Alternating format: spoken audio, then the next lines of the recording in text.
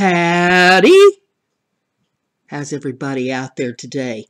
I've got a video here for you, and this is something kind of brand new. This is the Patreon video for my Patreon viewers that have subscribed to me here on Patreon, and I'm going to show you how to carve these fishing lures. This is a pretty cool little deal here. These are all hand carved out of wood. And then I hydro dip mine. There will be a separate video showing you how to do the hydro dipping and getting hardware on them and all of that. I've got them in several different shapes. I never try to make two of them exactly alike. They're big ones, there's little ones, there's fat ones, there's skinny ones. Got the hooks kind of tangled up on these two, but there's a couple of them there. You can see them. I'll try not to get myself stuck here messing with them. Here's a long one. All different kinds, because different fishermen like different shapes to try to fish with. And then here's a little one that I made a funny looking tail on. Try to keep this in the camera there so that you can see them. But I thought you'd get a kick out of looking at these. And now I'm going to show you a little bit about carving, and we'll get into how to carve one of these fishing lures. And I'll get these wrapped up here so that I don't get them hung up on anything with those little hooks. Now, when you're carving, you're going to need a knife. You're going to need a carving type of knife. And they generally have kind of a little hooked blade on them for the carving. It needs to be a sharp knife. And there's all different makes and models and a whole menagerie of them. I find that the good steel knives are the best ones. You can get a good bevel on it. I'm trying to kind of keep it in the light there so that you can see the edge of it, how it's got a really good bevel on that edge. This is a Victorinox. It's a cheap knife, but as long as it's a good sharp knife, it'll get the job done. Problem with these cheap knives is they don't last very long.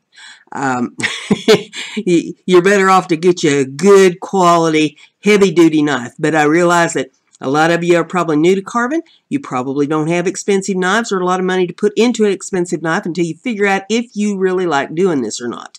Okay, so I'm going to use the cheap knife and show you a little bit about that. Now, once you get the knife sharpened and get a nice bevel put on that blade, then you're going to want to keep it sharp. And after you have been carving for a little bit, they tend to kind of dull down a little bit. But that does not mean you have to put it back through a sharpener again to sharpen it.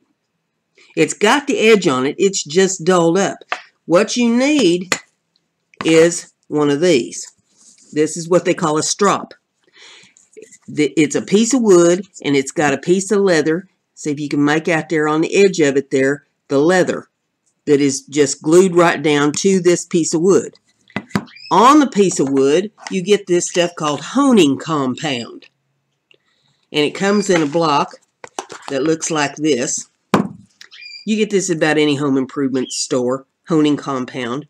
You can order it online from a whole lot of different places. And then you run that on this piece of leather, back and forth on it, to get the honing compound stuck to the leather. Alright, and you can tell mine's fairly well used. It's been used quite a bit to keep an edge on the knife for the projects that I do. But you just get a nice coat of that down there on that leather. And take a long time to use a whole big block of that honing compound up. So it's going to last you a while. And you don't hardly ever have to replace one of these strops. Okay, now, here's how you strop a knife. You put the knife down just flat to the wood.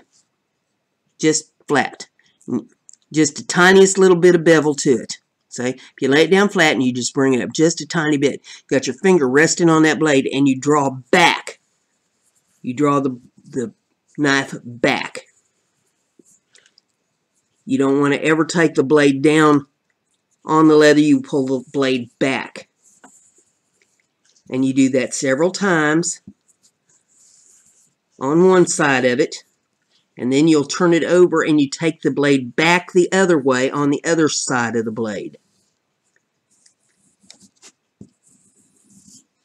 And that's what sharpens your blade back up and keeps a nice edge on your knife. Now, if you want to know if you got it sharp or not, you take your piece of paper. This is just regular copy paper. It's nothing special. And you take your knife, and you see if your knife will cut that paper. And your knife ought to just go right down through that paper. And now this one could probably use just a little bit more sharpening. But it should just very easily slice that paper. So I'm going to take it back to this strop again. And I'm going to lay it right down there. And I'm going to draw it right across there until I get a nice sharp edge on it.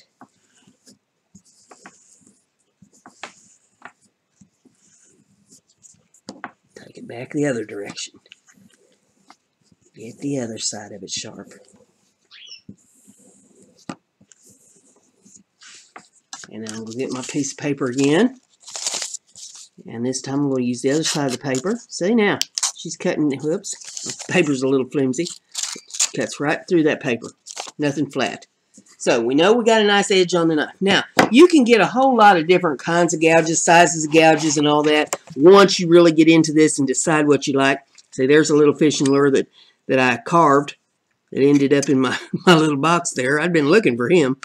But you can get all kinds of gouges. It's got different kinds of blades on the ends of them. You can get great big gouges and little gouges depending upon what kind of work you're wanting to do. If you want to do big pieces of wood or little pieces of wood. And, you know, do, oh, my mind's drawing a blank on me. Do pictures where you have carved out pieces in pictures and all that. You'll need different kinds of gouges.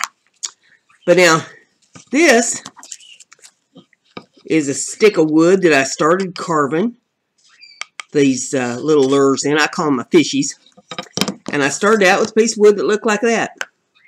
And then you grab your pencil. And on this piece of wood, you're going to start drawing out your shape. And I just rough in a shape.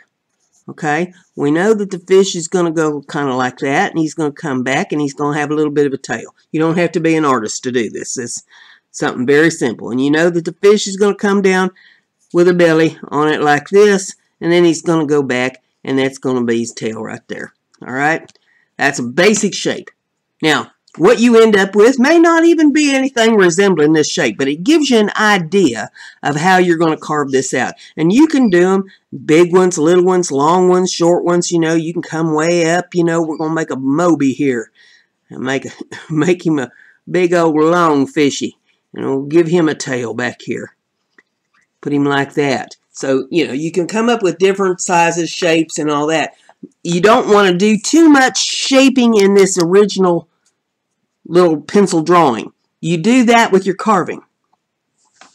So that's the basic idea of how to start it. Then you're going to want to start cutting away anything that don't look like a fish.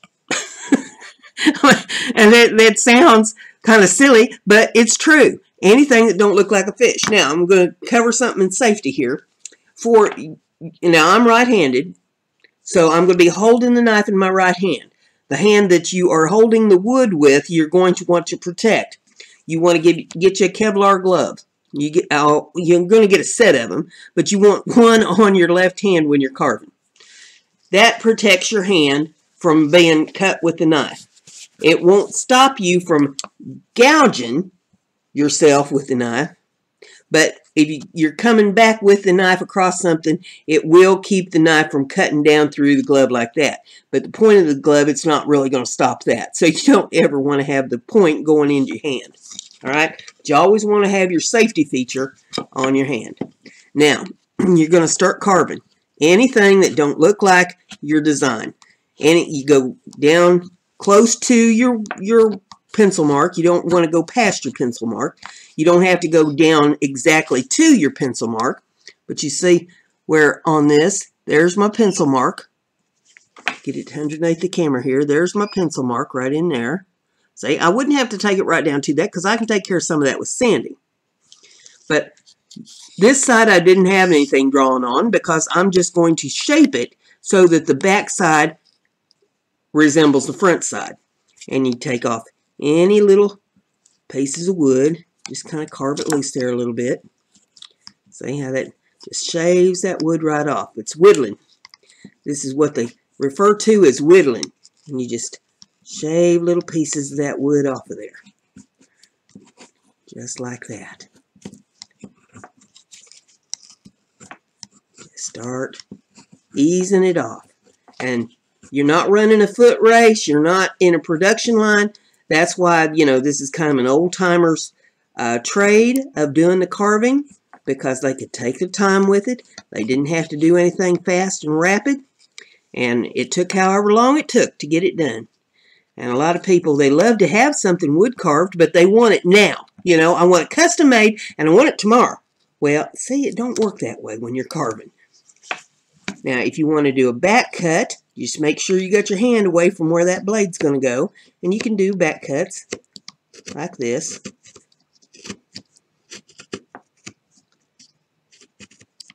Just shaping that little fish up there a little bit.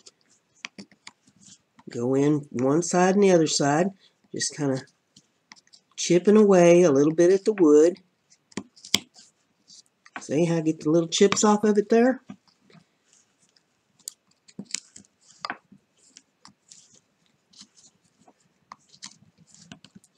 Now, every carver has their own style of carving.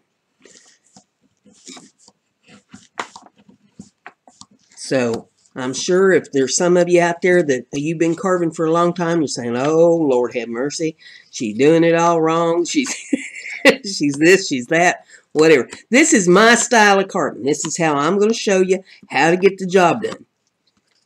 There's a lot of videos and things that you can watch and books that you can read, and you can join clubs and talk to carvers about the way that they do things and pick up tips and tricks and things from these people.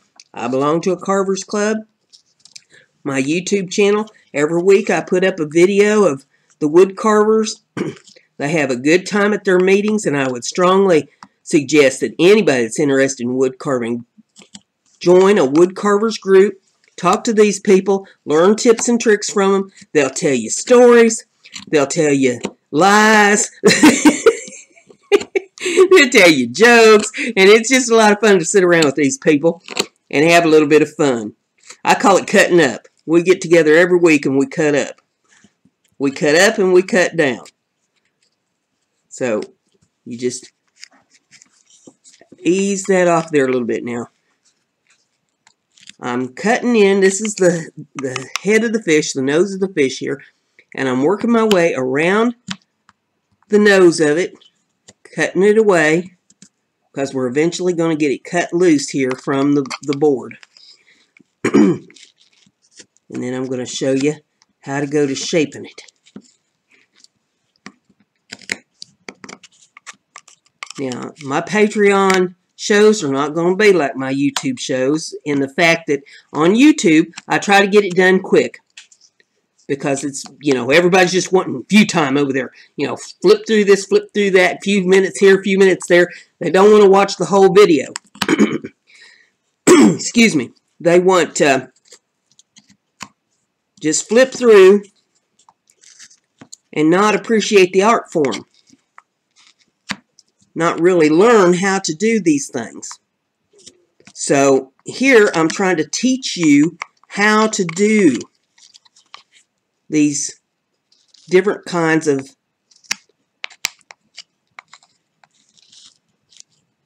arts and crafts, and be appreciative of the process.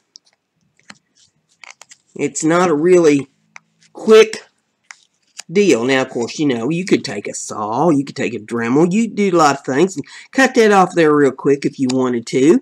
You know, if you wanted to do speed carving kind of thing. But that's not what this is about. This is about hand carving. Just easing a chip of it off of there at a time. Shaping the nose as we go.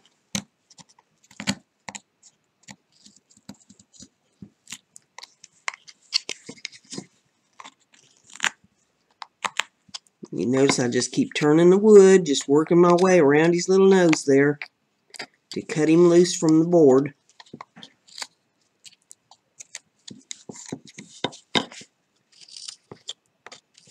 And that's why you want your knife to be good and sharp. That way you get the job done. And every pass I make, I take off just another little piece.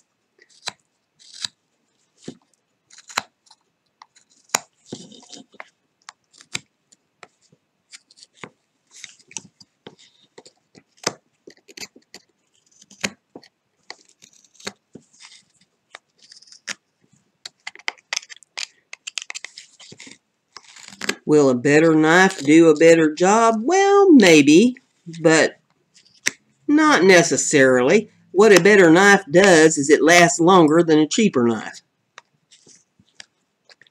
As long as you have a sharp knife, that's what you have to keep in mind. Now, I'm just taking the edge of the knife and just running it around that piece of wood, pressing as I go to get it in there a little bit, and it just snaps right off. Now, push our shavings out of the way there a little bit. Now, you take your knife and you just go to shaping.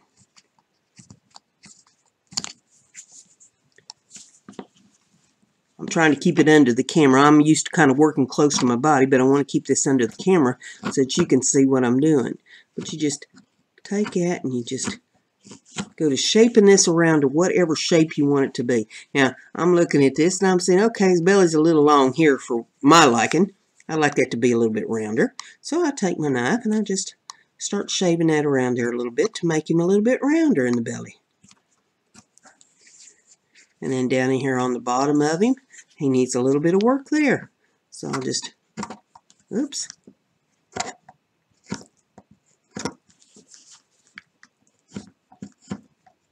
Chip just a little bit away. I'm not trying to bury my knife in him and take big chunks out. I just want to shave away a little bit at a time on there. Now there's a little place in the wood where it chipped out. And wood will do that. This is basswood, by the way. This is what the carvers generally start out with for soft wood to carve little objects out of. You can get fancier woods. You can work with harder woods. Harder woods are harder to carve because they're hard. Does that make sense to you? Now, I'm not necessarily trying to take that all the way down to where that chip is because sandpaper is going to take care of that. There's a lot of sanding when you do this too. People don't really appreciate all the work that goes into a hand-carved object. You can carve all kinds of things. Toys. You can carve molding. You can carve pictures. Plaques. If you get real good with gouges and stuff, you can do some really pretty lettering.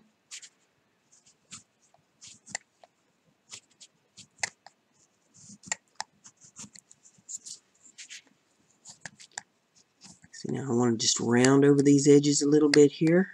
I got the back side of him rounded, and I want to round up the front side. I wouldn't necessarily have to do it with a knife. I can do it with sandpaper.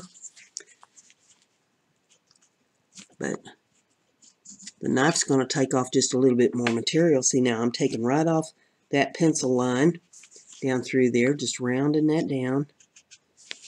You got kind of a little lump on his head here. I want to chisel that off. Now, when it comes to sanding, you can hand sand or you can use a sander. If you've got a belt sander that you can run it on, you can do that. Or I have a Dremel. I've been known to use a Dremel on pieces like this. Dremel sander will work. And back here, he's got kind of a big tail. I don't know that he needs all that tail. That looks a little big to me. So we're going to chisel some of that off. Now, we don't want to take it to a point because we'll be gouging a little hole in it to put the eye hook that's going to hold the treble hook. There's one that goes in the tail, one in the belly, and one up here on the nose.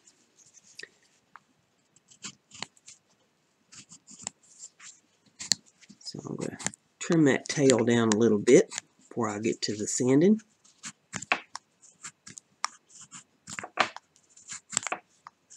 I like to do a pile of these before I paint them, because if I'm going to be painting, let's just do it all at one time and have one mess to clean up. Rather than doing them one at a time and cleaning it up a dozen times for a dozen lures.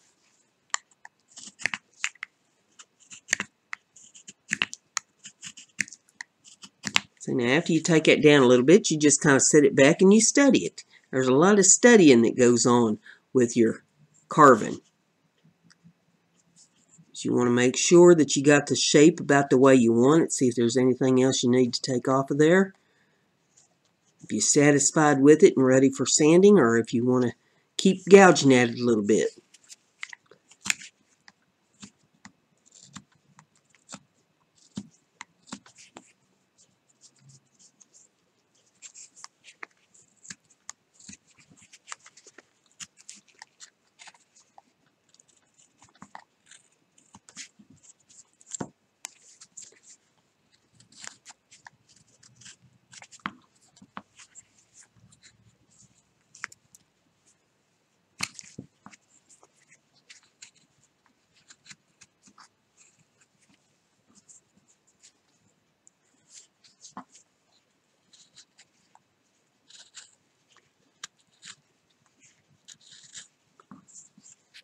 See how that works? Just ease a little bit of it off at a time, just shaving pieces off. Now we saved the sawdust too. That's good for the Sawdusto product. You may have seen me and Shelly Cole talking about over on the YouTube. And I'll be doing some work with that as well in future episodes.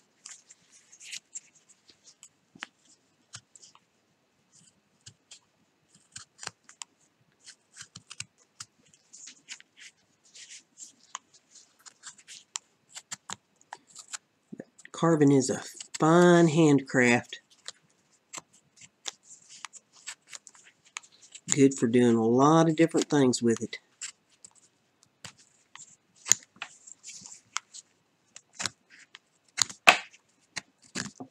Okay, we got him pretty well shaped up there and ready for some sanding. So I'll push these sawdust pieces out of the way, wood chips. Got me a little pile going there. And I can take off the glove. I've got a little box that I keep my knife in, so I'll put my knife in my box. Set that off to the side. Set my board off to the side. And now, I've got some sandpaper in my little kit down here. I'll get some sandpaper out. Now you can use all that kinds of different grits on it. You want to start out with your stiffer grit and move to your smoother grit. So I've picked two pieces of sandpaper here. This is 320, and then I've got some 240. It says right on the back of it there. And the 320 I'm going to start out with first. Yeah, I don't know. Maybe I'm wrong about that. Hang on a minute. Hold our horses here just a second. Looking for my box. I think I want to maybe go a little stiffer grit. Let's go with 180. This is Abranet, and it's sanding cloth, and it's Velcro on one side, and it's sanding paper on the other side, or sanding cloth, I guess I should call it, and it lasts forever. This is wonderful stuff. I highly recommend it. I'm going to go with a 180. It's a little stiffer. And you just start rubbing it. I'm not going to assume that anybody knows how to sand anything. Sometimes I rub the sanding cloth on the object, and sometimes I rub the object on the sanding cloth. It just depends on what kind of angle I need to get at it. This stiffer grit takes more of the roughness out of the wood. And when you get into the softer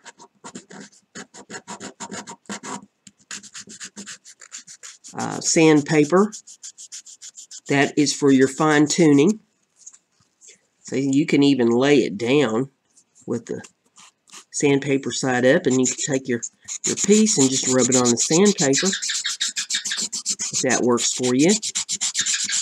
You probably hear my cockatiel in the background. He's my co-host on my shows.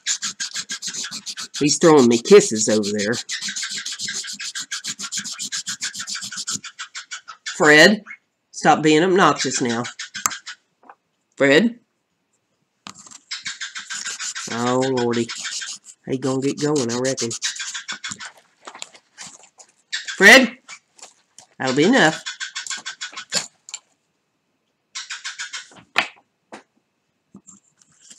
Have to bring him around to my way of thinking.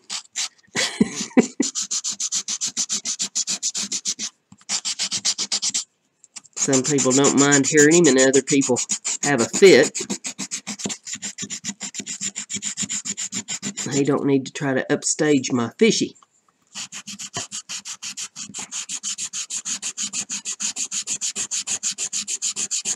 Rub it a little bit. Check it. Now, see, there's where that little gouge was. The sandpaper's taking it right down to that level. Oops. When I get done sanding, you'll never know that there was a little... Well, it's not a gouge. It's just where the wood tore out.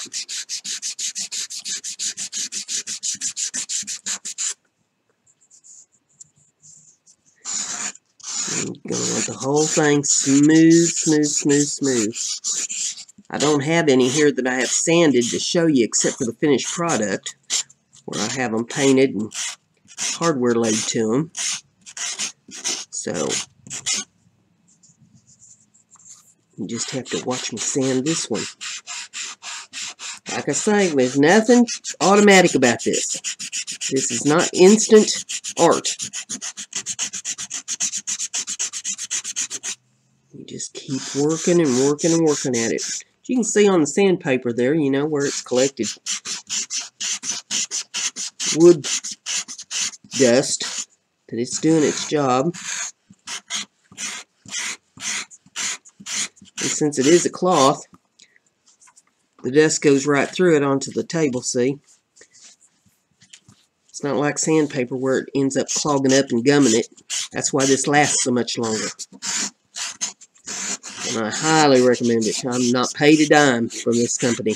It's a product that I like.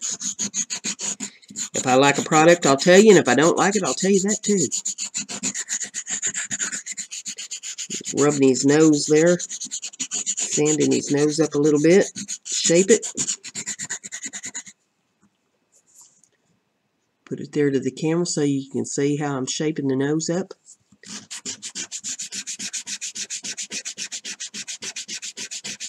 My boards are about 3/8 of an inch thick. Maybe half. And they're about a foot long. I usually get about 3 or 4 of these lures out of each one of them.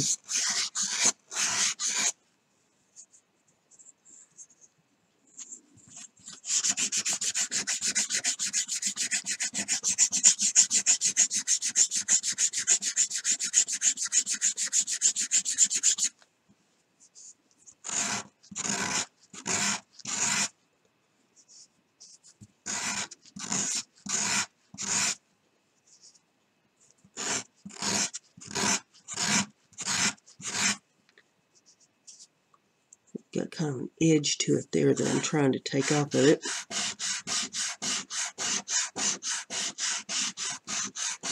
Round that edge up.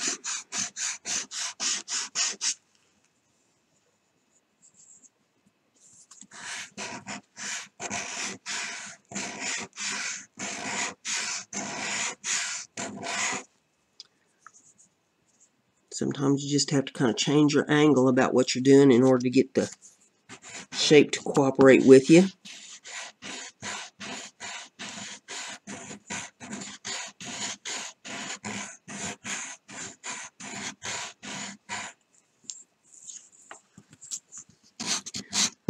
Yes, I saved the fine dust too. That can all go into the Sawdusto product. The Sawdusto is sawdust that you mix with a specially made glue, handmade glue, and add colorant to it and make projects out of it. So you're reusing this sawdust and making it into something useful.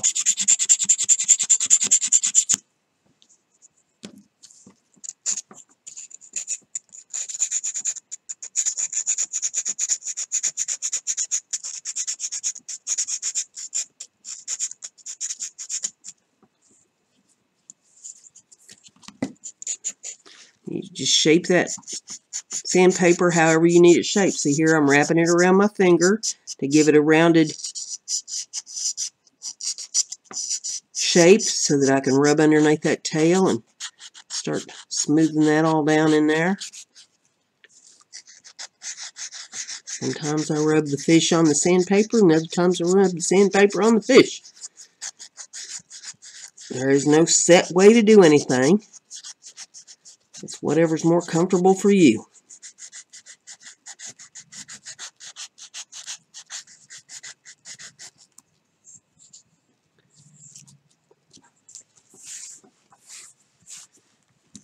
Push some of that dust out of the way.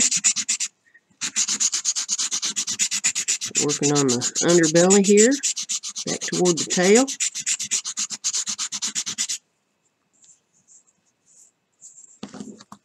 Need a little more work underneath that tail. Most of my work is going to be done with this stiffer grit.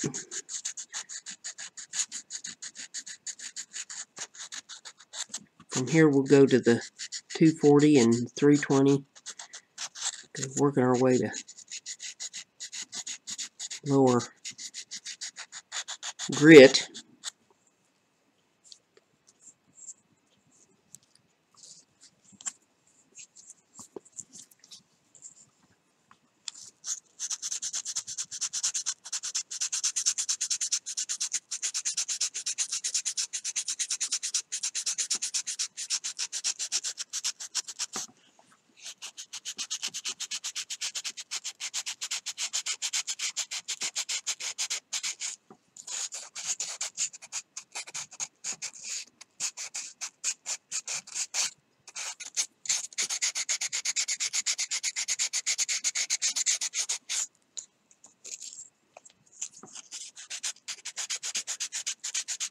Any place you see on it that is not smooth, that's what you want to be sanding. Any place that is not rounded the way you want it rounded, you want to be sanding it.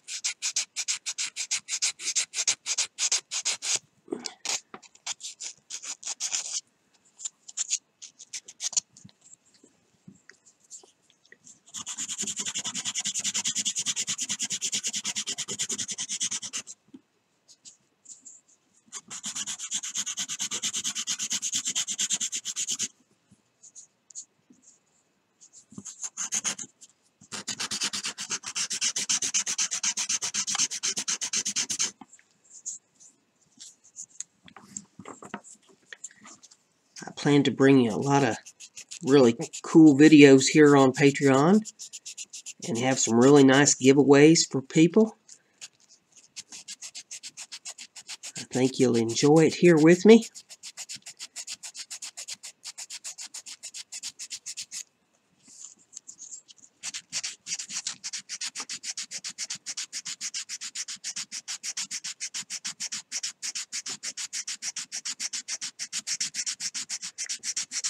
Now this is the first actual video that I have put up on Patreon, so I'm not real sure how this whole thing works here yet. Hopefully I'll be figuring it out quickly. I've been doing a lot of studying here on how different things with OBS and the Streamlabs and different things work, and I know I've got a lot to learn yet. But I'm working on it. I'm trying.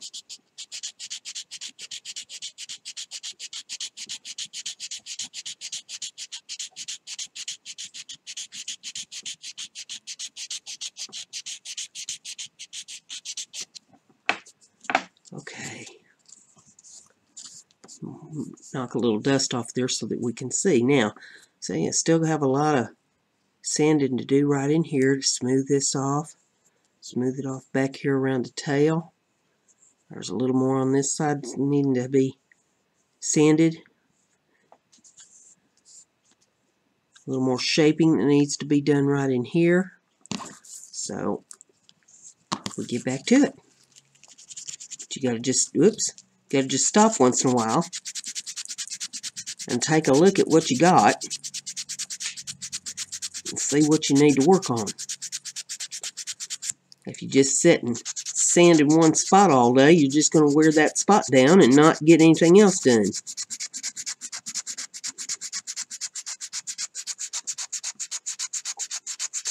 We're getting there.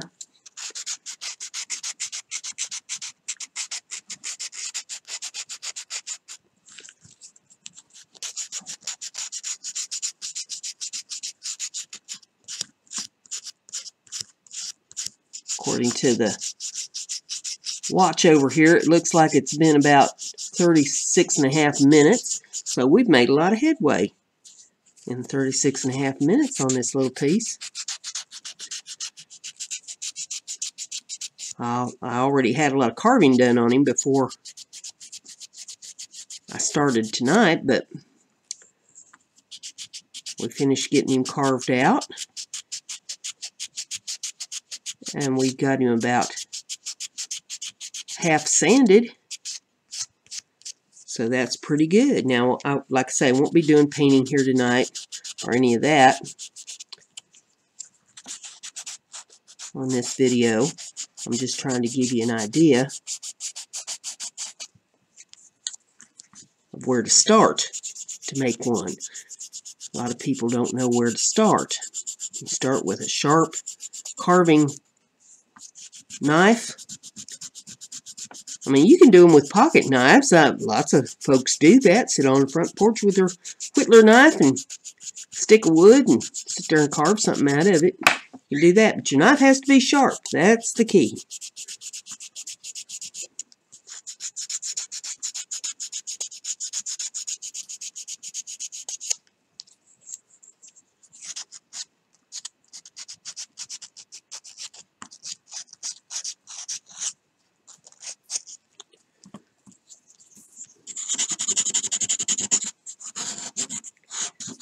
Sometimes because of the shape of the piece, you just have to take it to the sandpaper instead of taking the sandpaper to it.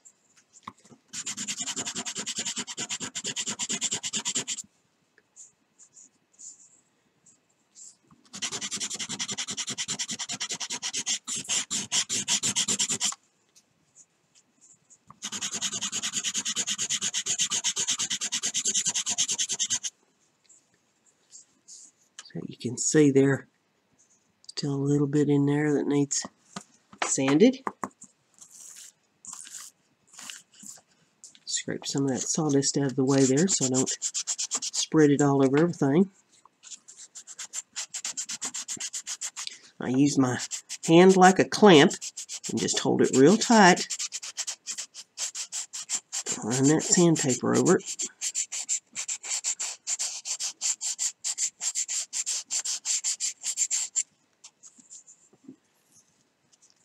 So that smoothed it right down there. Gotta get this tail part back here.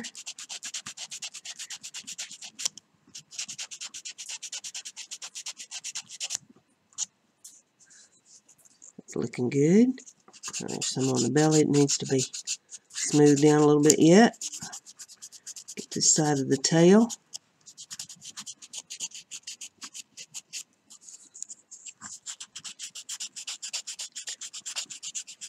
Get this side of the belly.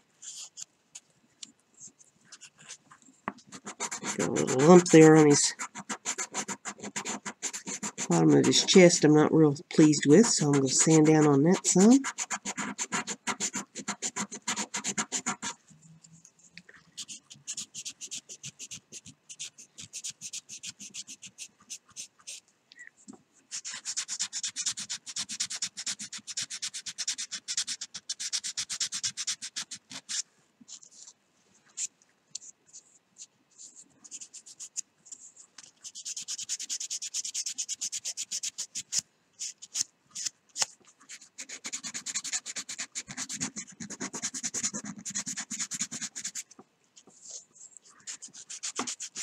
Okay, get up here on his head, up on the top of his head. Now, we'll wipe him down a little bit. I'm going to take another look. Now there's where that wood split out. See, it's just a little tiny place there.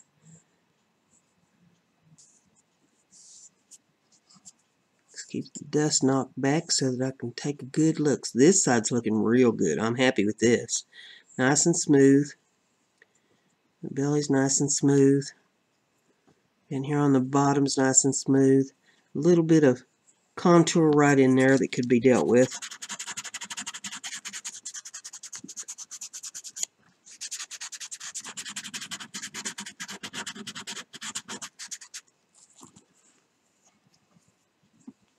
That nice and smooth. Take a look at this side. This is looking pretty good. I see a little place right in here on the head. I don't even know if you can make it out on the camera, but there's a little place right in there. And this little tear out piece that still needs to go. So we'll get in there and take care of that. Sometimes you just gotta even hold it down to the table and go at it. You can't get a good enough hold on it to get at it with the sandpaper. Take the sandpaper to it. Okay, now we'll knock that back a little bit and see how we did. There's still just a little place there where it tore out. We need a little more elbow grease on that.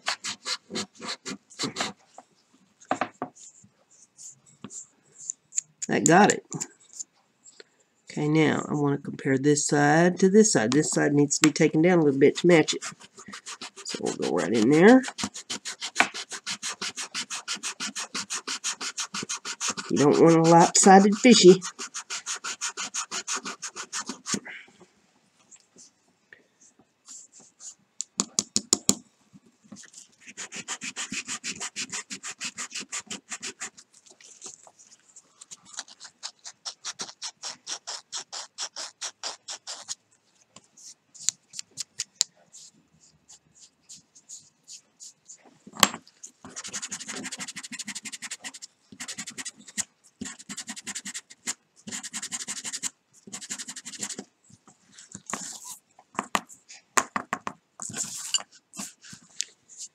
Okay.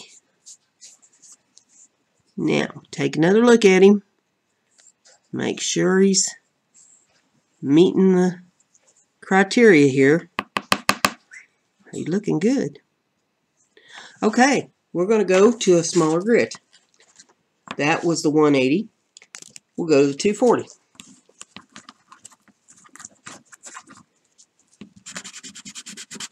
And with the 240, you're not going to need to do near as much work.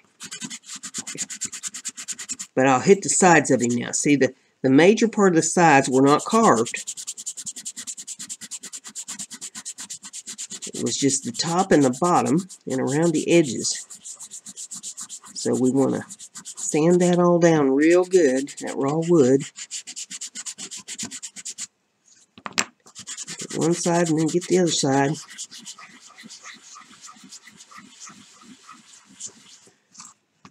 Just to make sure that it's good and smooth. Since I didn't have a bunch of rough edges to take off of the sides of him, see, I can go at it with this lower grade just to smooth it. This is smoothing, and then we'll go with the 320, which is even a smaller grade of sandpaper, less grit, to finish it up.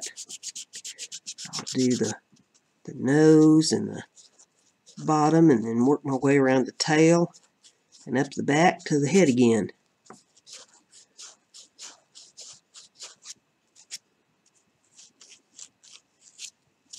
Smooth that nose down real good. See, I'm looking at one side, looking at the other side. I want to make sure they're symmetrical.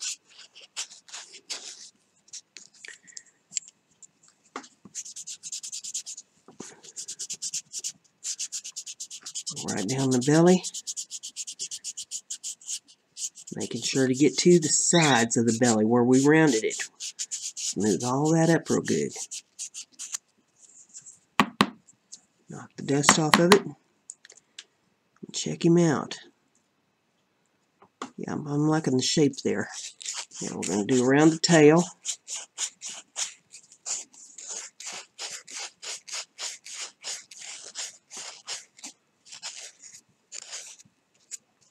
Get that nice and smooth.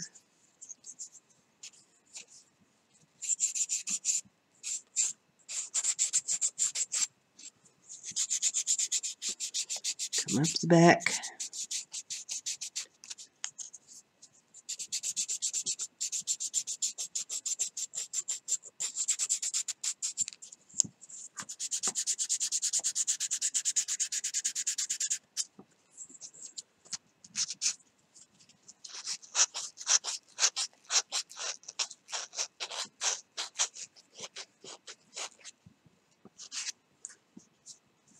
When I look right straight down on it, I want to make sure that the sides are even. I'm going to come back with this 320 just a little bit on the one side of the nose.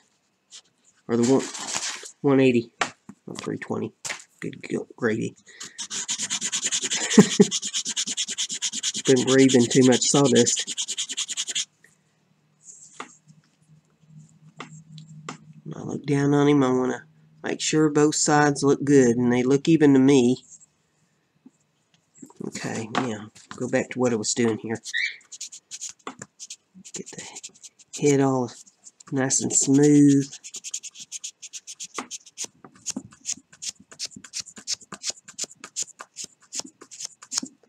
Okay. Now, it's looking pretty good. See, the little place there on the tail needs a little more convincing.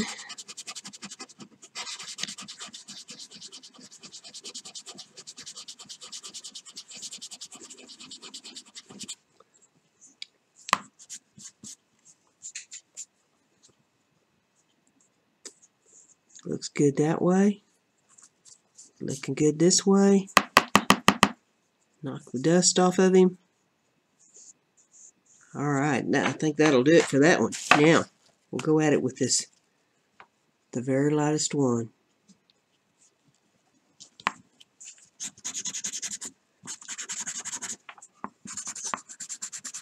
Just to polish it up a little bit. When I get all done with the sanding, what I do is I get me a paper towel with some alcohol on it. That works as a tack cloth to take all the dust off of it.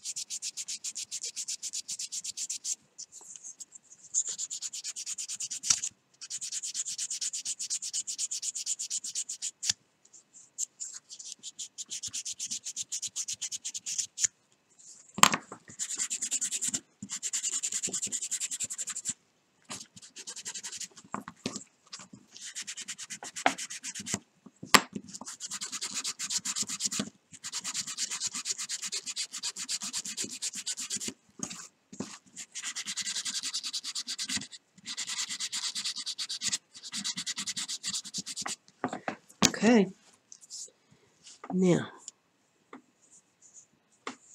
I think that's looking pretty smooth.